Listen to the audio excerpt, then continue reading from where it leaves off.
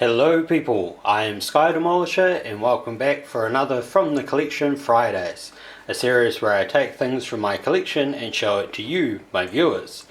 And this particular episode is episode 52, which means that this is the last episode I need to do in order to have done this for an entire year.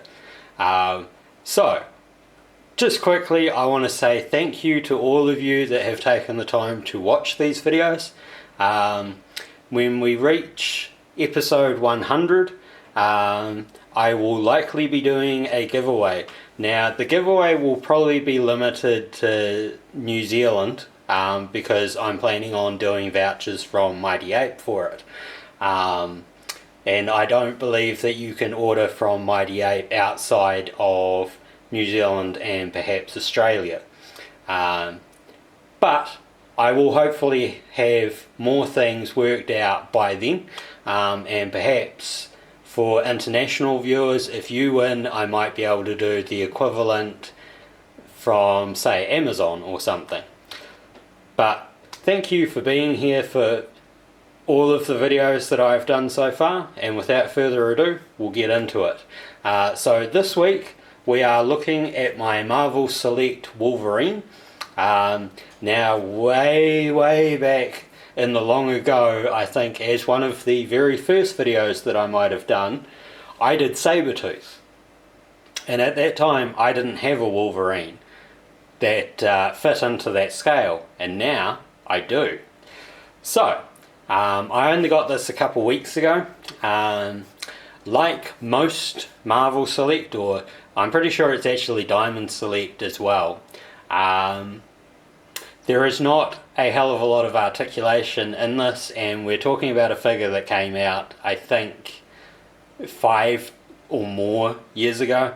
So since then, articulation has moved up.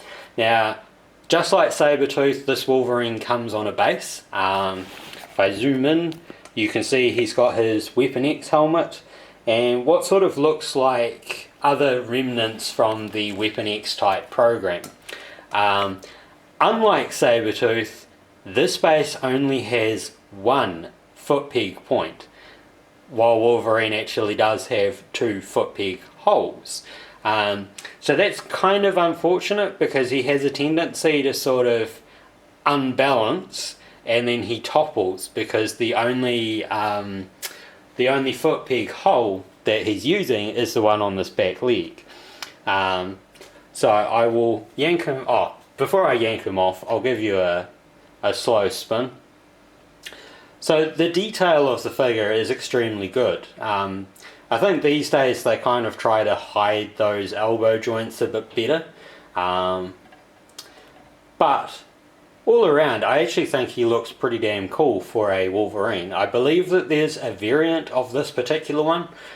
So while this one has the yellow suit, I think the variant is him in the brown suit, which is how he, I think, originally appeared in his own comics, whereas the yellow suit, I'm pretty sure, is what he was originally wearing in his introduction with the Hulk. I'm pretty sure that's right. So I'll yank him off the base. So as you can see, there are the 2 pinholes in the bottom of each foot, and that is the single pin there. Probably doesn't show up so well from this distance, but I don't think you're really interested in pinholes, to be honest. So articulation wise, he's got articulation at the knees and in his foot, just at the ankle. Now there is a bit of pivot in his boot, and there is a waist swivel. The legs only, they do have that out and backwards and forwards sort of thing, but it's a rotational backwards and forwards. So his posing for those are not particularly good. The claws are kind of shoddily sculpted. They are very raw. I believe with his adamantium claws, they would have been a lot more like streamlined and sleek. But his bone claws they were, did I say bone claws or bone cores? His bone claws would definitely have that kind of ragged look. And then of course there's the elbow joint. I was going to say bicep, but yeah, bicep's more up here, and then there's a bit of rotation and in and out at the shoulder, and then just sort of swivel on his head.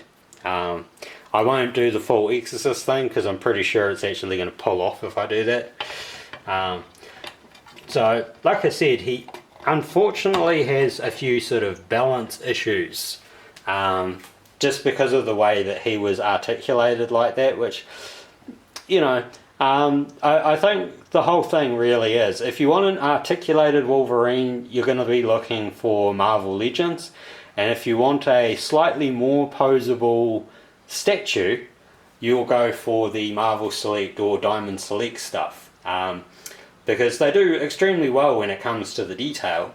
I'm not sure that they're like other manufacturers that sort of start out with the statue design and then they articulate it later, or if they've just got a basic idea of how to articulate it from the beginning and they just go from there. All around, he's a pretty cool figure. I'll have him on display with my Sabretooth once I get all the shelving stuff done. But that's still a wee while away, so when that's done I'll get images of the two of them together, and then some of the other things from my collection. So I hope that you've enjoyed this episode. Again, thank you for being here for all the episodes that you have been. Welcome if this is your first episode, but I'd have to say I'm pretty pleased with everything. You know, I know I'm not the best at this, I'm still kind of learning, and you think maybe after a year I'd be a bit better from it, but I think that my clumsiness is somewhat attractive in its own way. It gives this unique ginger blend to the video series. If you didn't know, I'm a ginger. I think I've only appeared in like 3 videos so far for this particular series, but other videos you know I'm a ginger.